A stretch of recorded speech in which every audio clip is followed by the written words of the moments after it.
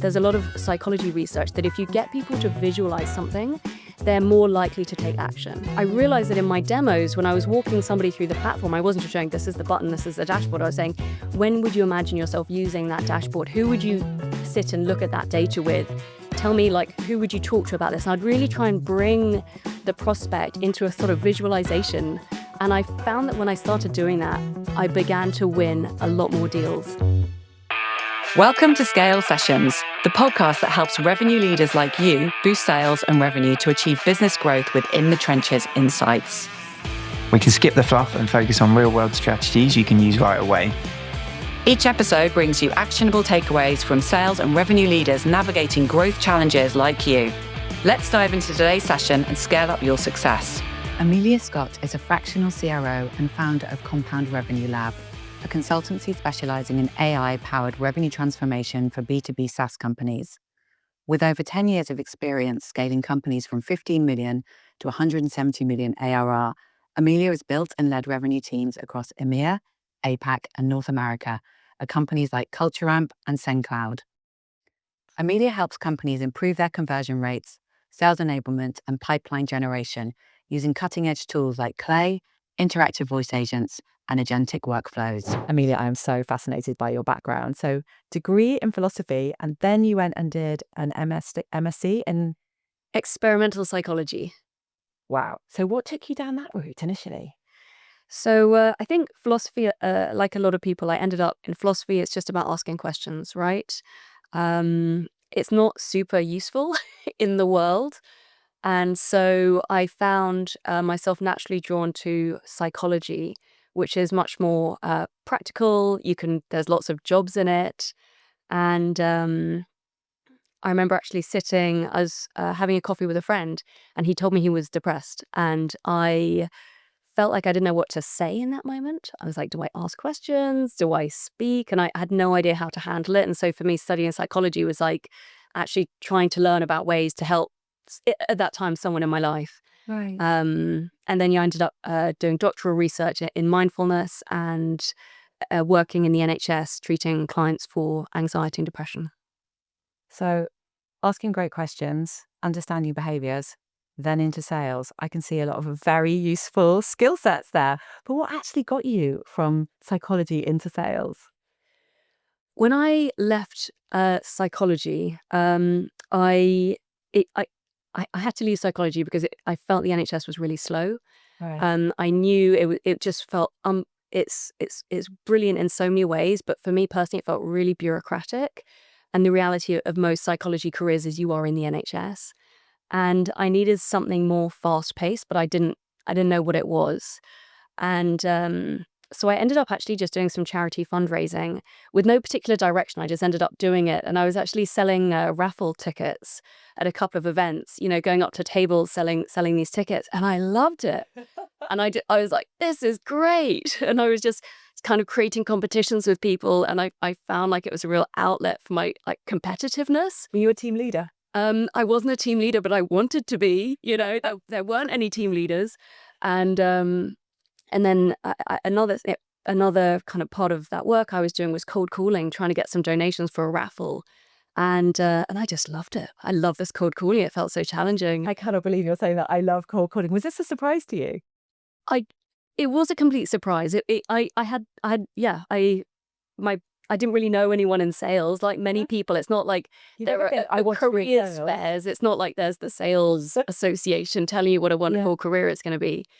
But I loved it. I found it so energizing. It was so fast paced compared to the NHS. Right. And it just felt like immediate impact, immediate reward. So yeah, best decision I ever made. And then where was your first sales role? I went over to Exactly, and which was a wonderful place to start in sales because it's all about sales performance management, territory planning, incentive compensation. So you really you're with people who geek out about sales all day long.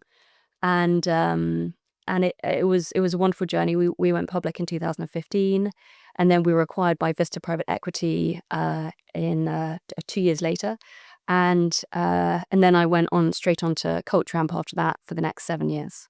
And at what point did you realize how much benefit your psychological training had within sales? I think For me, I was using a lot of my psychology training, I think, without even realizing it. But the moment when I realized I was using sports psychology training in my demos was quite interesting for me. I realized that there's a lot of psychology research that if you get people to visualize something, they're more likely to take action. And I realized that in my demos, when I was walking somebody through the platform, I wasn't just showing this is the button, this is the dashboard. I was saying, when would you imagine yourself using that dashboard? Who would you sit and look at that data with? Tell me, like, who would you talk to about this? And I'd really try and bring the prospect into a sort of visualization. And I found that when I started doing that, I began to win a lot more deals. And yeah, that for me really showed me how much my psychology training was having an impact. I don't think I've ever had a demo where anyone has asked me to do that. Was anyone else in the sales team using that technique? I I don't we weren't recording our calls at that time. Well, You know, you know, exactly. So I don't know, but it was certainly very effective for me. And it's something that since then I've really tried to encourage my teams to do because I've seen the results. And when you have seasoned salespeople in your team, have they ever done demos like that before? Is it quite a new technique for them? It is a new technique. There are quite a few people have ended up from psychology into sales, but this concept, yeah, sports psychology and visualization, not many people, except for the teams that I've been working with, are using that. That's so interesting. Right, I'm going to keep an eye out for this now.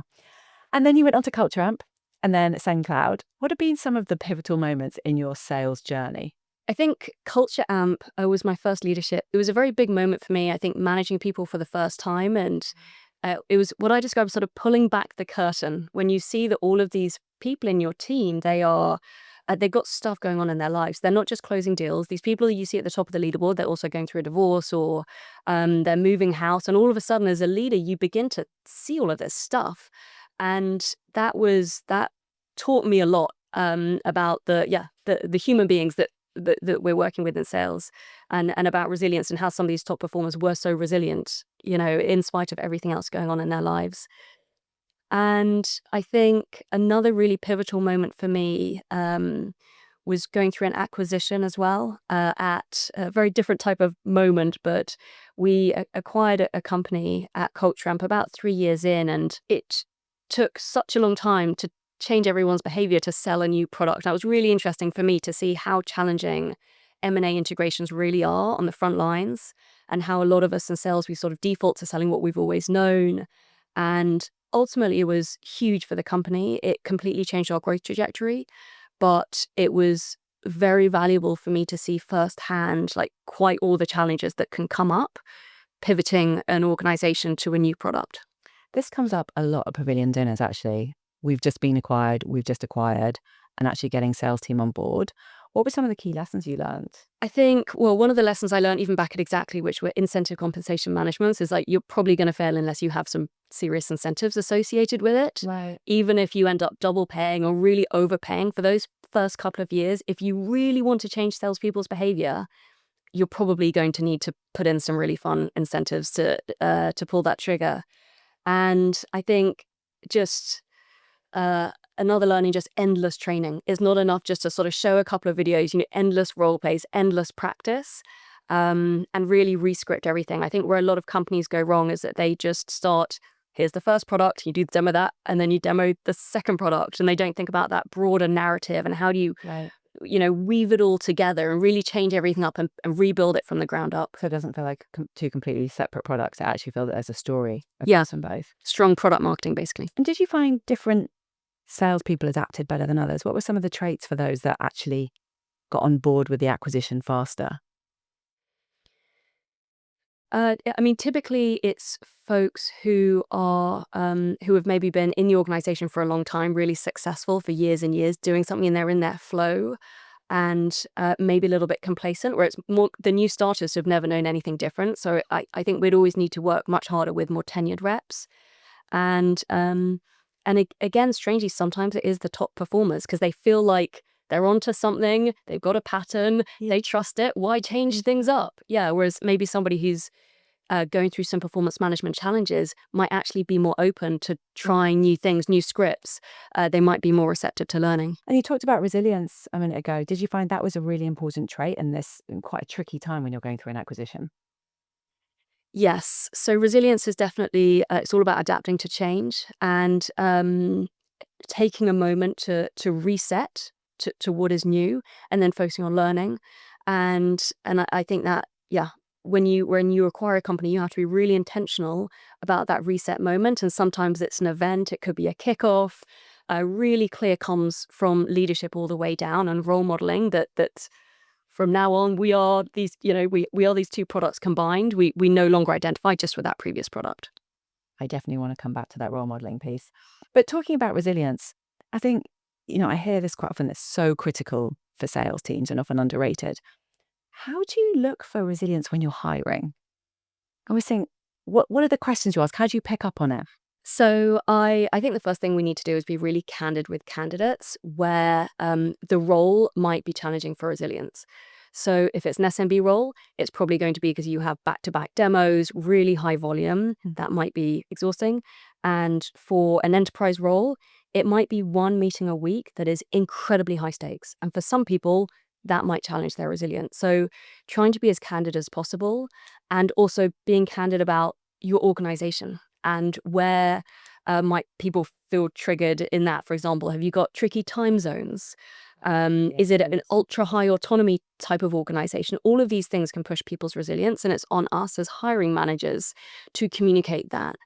And then once you've put that out there, it's asking people questions around what are the resources and how might they organize their time to prepare themselves to be resilient in that context.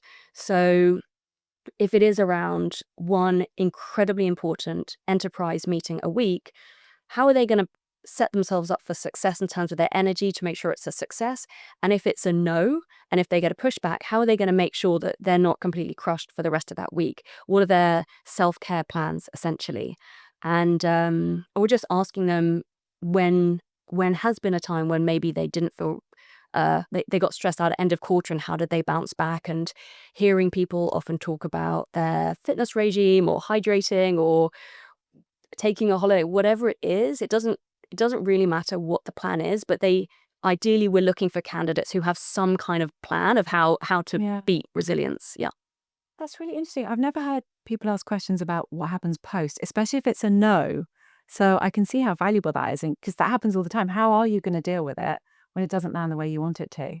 So no, I think that's a great question. I knew one guy, and he was actually a psychologist, and he knew that if he got a no, he would just be completely crushed for the rest of the day. But it was great self-awareness, and at least he knew it, and so he would just keep his calendar free.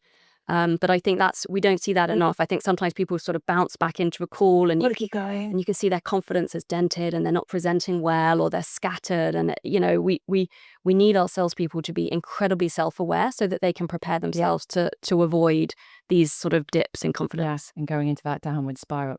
Do you think you can teach someone resilience, or do you think it's innate?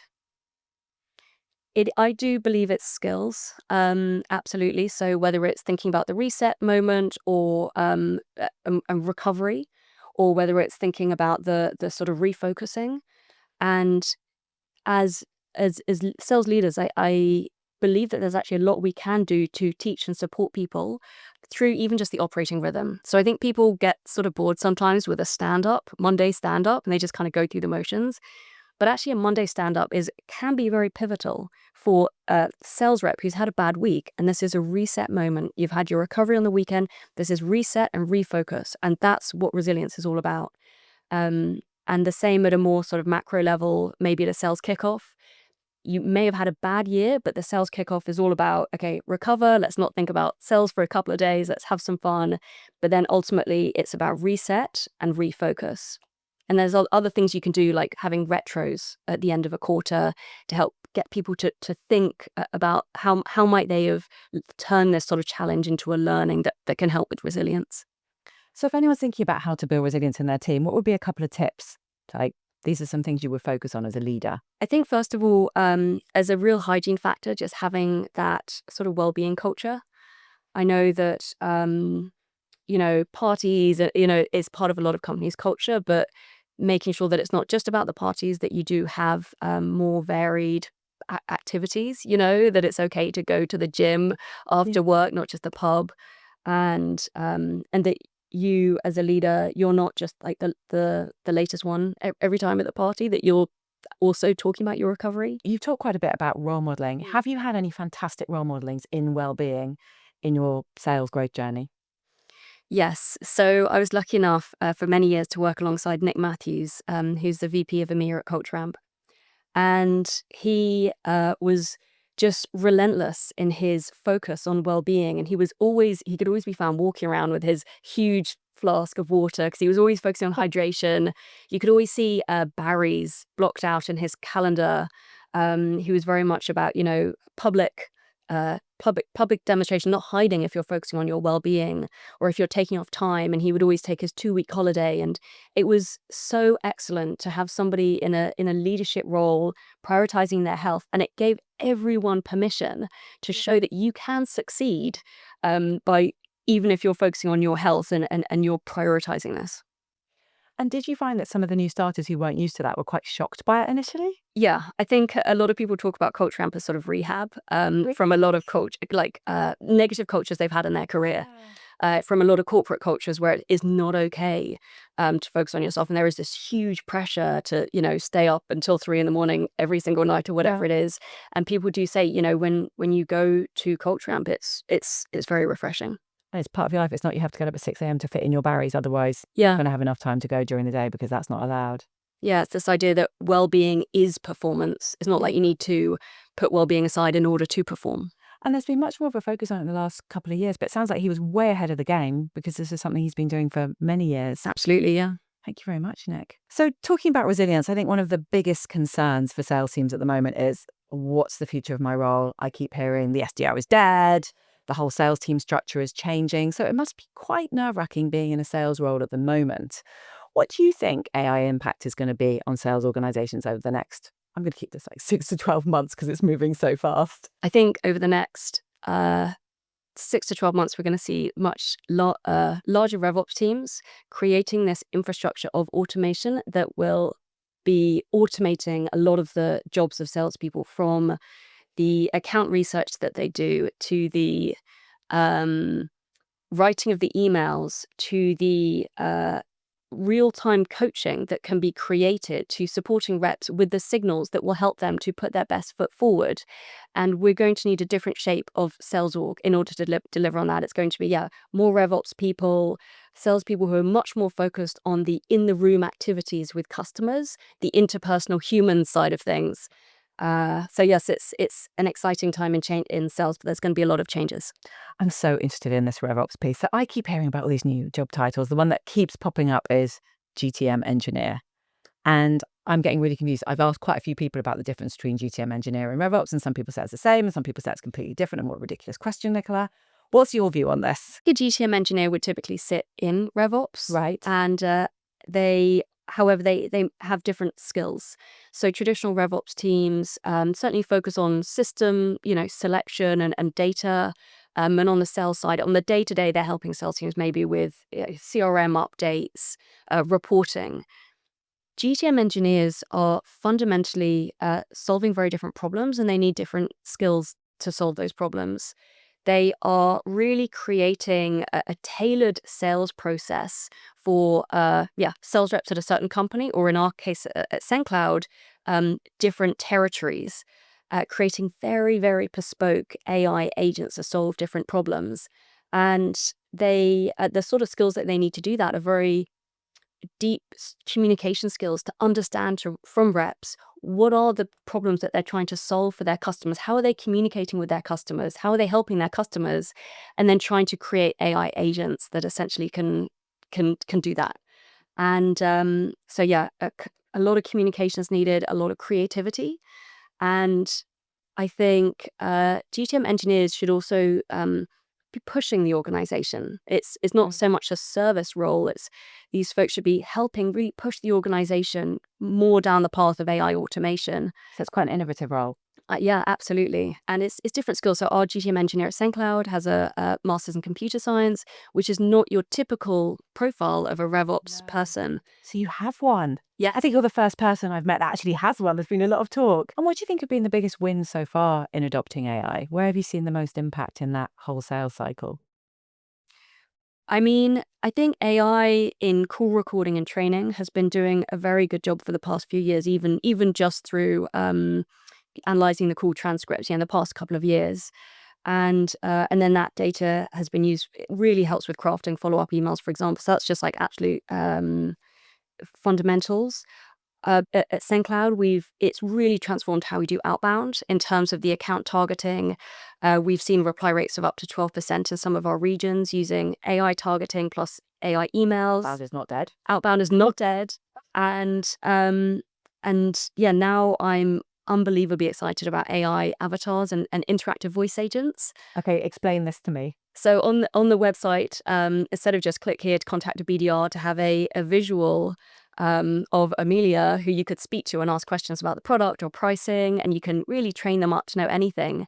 And then they're available when people want to speak to them immediately. They don't have to wait for someone to get back in a couple of hours. And So it's an upgrade of like your chatbot where you can ask a few questions. Instead, you get an avatar, and it's much more bespoke answers because they've in theory got a lot of background on you. exactly. And then you can use them partly for lead gen. You can use them down the line, down the funnel, for onboarding a customer as well. You can put them in your product to have, again, interactive conversations about where is the customer stuck and can they help. So throughout the sales cycle, I can see these avatars really, really taking off. The technology is getting so much better, and they're becoming a real delight to interact with, in my opinion. So does each of your sales team have their own avatar? No. So we are having to prioritize use cases for avatars kind of centrally rather than, in terms of a sort of each team having a BDR avatar. But what I have been building out in vibe coding, just having some fun, is actually creating bespoke methodology and AI avatar trainings for team members based on the unique competitors that they have in their specific region. And because I think one of the challenges I always found as a CRO is like that all these trainers come in and they've just got one methodology. It's like medic for everyone, but in one region you're a challenger. In another one, Yeah. it's a really busy market and it's commoditized. And so I have been creating bespoke training agents for different teams to solve the unique different problems that those reps have. And that's such a joy. It's so interesting. So how do you go about setting these up? Train agents to tailor training to the specific territories, and then you can use the API for 11 Labs or HeyGen to actually turn that into voice agents. This is amazing. So what different sales methodologies have you set up so far? Have you done medic, challenger sale? Yeah, so when you have AI, you don't need to pick. That's the beauty. It's the most appropriate one. Because it's like, for this rep, at this moment in time, these are their top 3 competitors. For this one, our pricing could be more competitive, so we need to give the rep a training on value selling.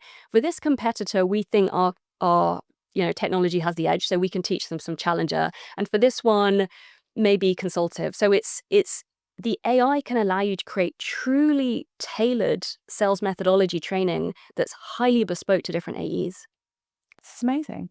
And so given that we've got these agents, and AI can do a lot of the support work for sales, do you think the sales roles are going to change, and how should sales professionals start to think about adapting to that? Yes, so the sales roles are going to change, and over the next few years, increasingly, sales reps are, as I say, their role is going to be much more about that interpersonal moment, because everything else can sort of be automated, all of the emails, the research. And so folks should really double down on upskilling how they communicate with people, and also work on how they're interacting with AI to augment how they're performing. And when are they making use of all the AI coaching tools? Are they making use of all of the tools for their decks and things? And so I really do recommend any sales reps out there right now just to find those things in AI that interest them. And for some, it might be beautiful decks in Canva. For others, it might be email crafting with AI. But just really beginning to experiment, because every interview that any rep will have from this moment forward, there will be questions about how are they using AI, and so they just need to begin adopting it. Yeah. And you mentioned coaching. Are there any particular tools that you really recommend for that? Absolutely. One of the best technologies and the best applications we have today of AI in sales is call recording. It can understand the transcripts. It can surface some initial challenges of the deal. It can flag this to teams, and also it can flag maybe what is missing from reps' calls. Say certain aspects of the MEDIC criteria haven't been met. And I actually did some analysis a few years ago back at CoachRamp on our top performers, and we found that our top performers were consistently the reps who were watching the most calls of themselves and were using AI to interrogate and understand what's happening at the account level. So actually, it's up to sales reps to put that time aside rather than relying on their manager for that one-to-one coaching. They can do some of their own coaching by going back and looking at some of these recordings and seeing some of the tips being shared. Absolutely. One leader who's now a leader over at Monday.com, she said, I watch it in the evenings like Netflix. And she would go and she would watch the top performing reps in other regions and understand through AI like what's happening on their deals. It was just So not just by watching your own, you can watch other reps and really learn from them. exactly. Top tip. And if we gaze into that crystal ball, Mhm. what do you think sales organizations are going to look like in the next 5 to 10 years? So I think 5 to 10 years, that there'll be a very different picture actually. 5 years, we'll have sales reps, as I say, collaborating day to day with AI. I think it will really improve our sales execution. This is such a wonderful time. I think our presentations are going to get better and more beautiful and tailored, and we're going to be able to give customers a really personalized experience over the next 5 years. And I would say the next 10 years, I think the world of sales is going to change quite a lot. I think there'll probably be less salespeople in 10 years' time. First of all, I think our buyers are going to get much more used to speaking to these interactive Yeah. avatars. They're getting better, and it's going to be normalized. And I think that's going to reduce the need for salespeople. And then on the other side of things, I think that with tools like Lovable and Replit, where you have agents building whole solutions, or whether you think about tools like OpenAI with agents going out and booking you things, the agents the agents don't need salespeople to buy from. So the buyers can just buy from other AIs, and all they need is good documentation, and an API. And so I think in that world, there's not that. So an AI agent could be buying off another AI agent selling. I have heard one scenario where there was 2 AI agents talking to each other. Yeah, exactly. And this is the reality. So I think when you, and it's not immediately, but it is increasing. It's already happening now, Yeah. where our AI agents are making recommendations and in some cases selections of technology. Do you think the RevOps function is going to grow to support all of this AI and you'll have more of those GTM engineering roles? Yes, I do. I think right now it's around 10% RevOps and 90% AEs, and I can almost see it flipping. So 90% RevOps, 10% AEs. With GTM engineers being a role within RevOps. Yeah. Right. So that's the role everyone should be thinking about now. How do I get into GTM engineering? Yes. Yeah, think about the key skill sets. And what about you then? Next 5 to 10 years, where do you think you're going to be? I am just really excited to help more companies to adopt AI, get to know some of these tools, and embrace this new world that we're in. I think this is very much needed, Amelia. So we've just talked about AI and improving your sales skills. What about the recovery? What about the wellness side? Any tools that you really recommend to help you maintain your resilience? Yes. So I love my Whoop, which tracks my HRV, and I journal every day. If I'm drinking water or recovering in various ways, and then I can talk to an AI coach about my recovery. I love the Whoop. And in sales leadership, I also have created a knowledge base, framing up a coach just in ChatGPT, and I use advanced voice mode to have regular conversations. Just talking about my week, asking for help. I know that there are specific coaching tools out there, but I found it really helpful as someone with quite a lot of experience of like coaching and methodologies, just to train up the perfect coach for me. And I speak to ChatGPT to get me pumped before a sales kickoff, to get me energized. Or if I've, had a really bad quarter, I'll say like, help me work through this. Like what learnings can I take from this? How can we reset for the next quarter, but I'm a huge believer. I still work with coaches. I have 2 coaches who are very valuable to me, and this isn't replacing coaches. Yeah. It's just sometimes it's 9 p.m. at night that I want to have a conversation with someone, and I absolutely love advanced voice mode with ChatGPT. Right. Quick fire question. Yeah, let's do it. What's the biggest lesson you've learned in your career? Follow your energy. I think whether it's in sales, whether it's a product that we just love and it's really easy to sell, it doesn't feel like sales, or if you're a leader and there are certain challenges that you like, whether it's helping out with a sales kickoff or doing the strategy or being the person in the spreadsheets, just follow that energy, because when people lean into what they love, then they're really good at it. So that's biggest learning. wise. What's one habit or routine that's helped you succeed? Working out religiously three days a week, What's but your thing? Peloton. Is it? Yes. What book or podcast do you recommend?